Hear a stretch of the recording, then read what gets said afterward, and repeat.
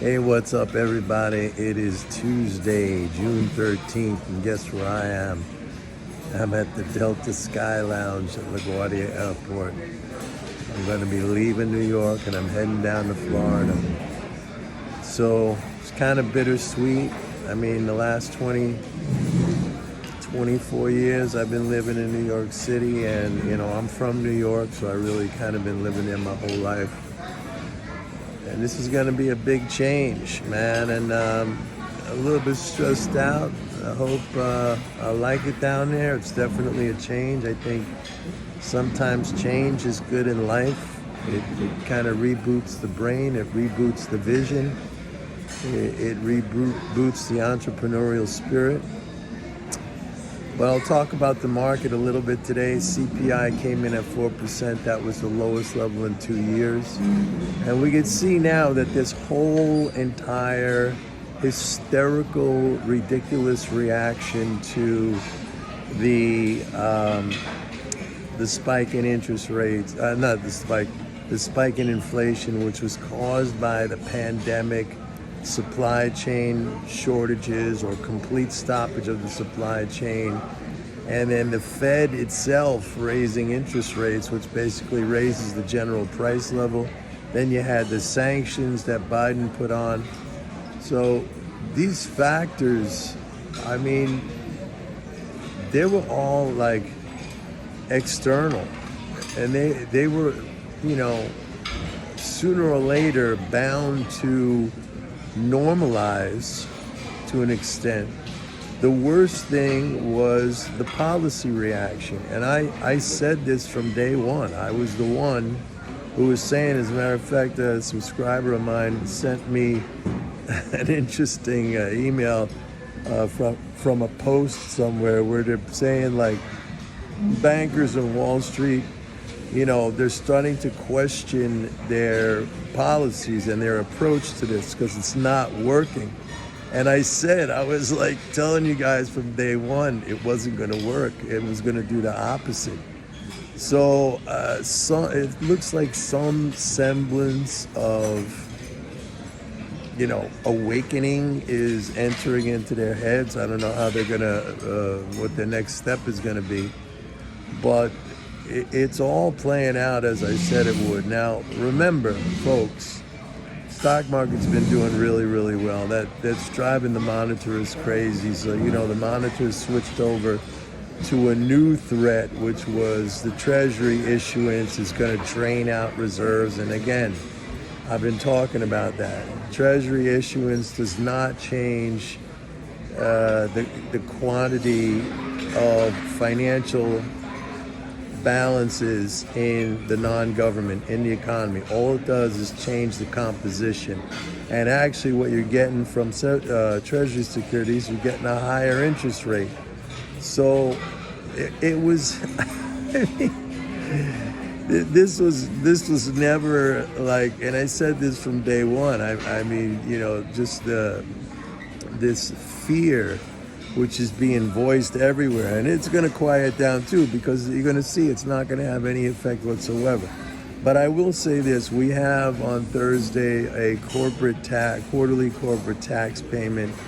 That does constitute an actual drain of balances. And it can take up to 2 months for that money to be recycled back through normal government spending.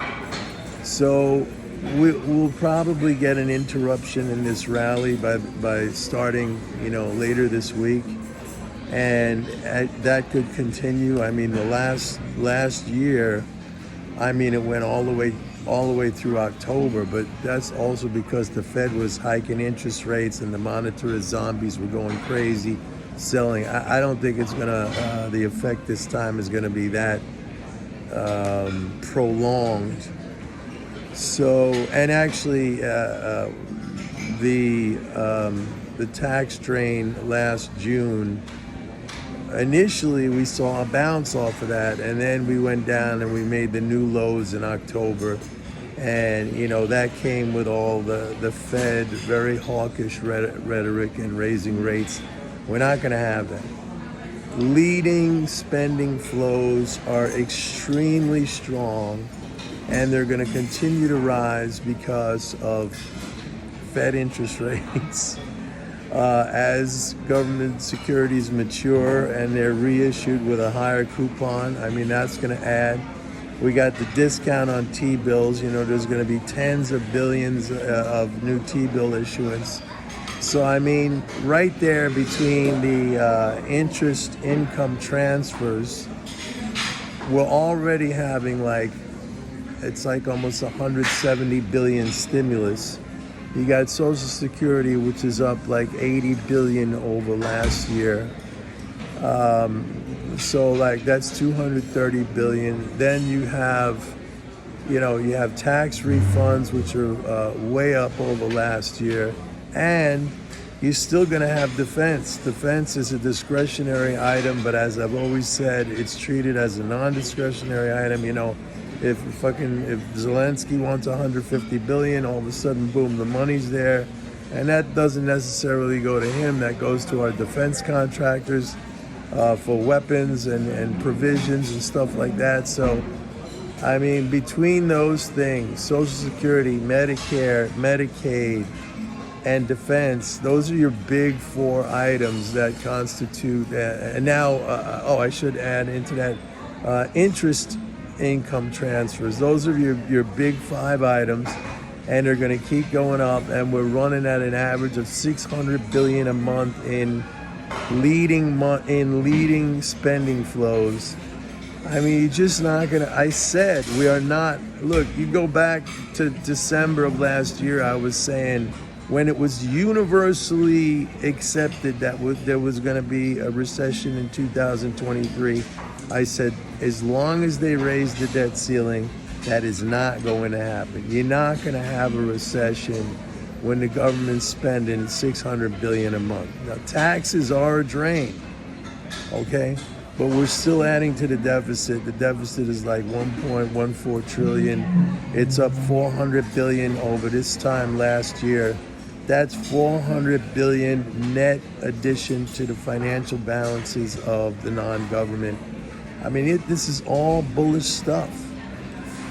It's all bullish stuff, and you have to buy the dips, and we're going to see new all-time highs in the stock market, and you'll be thanking me.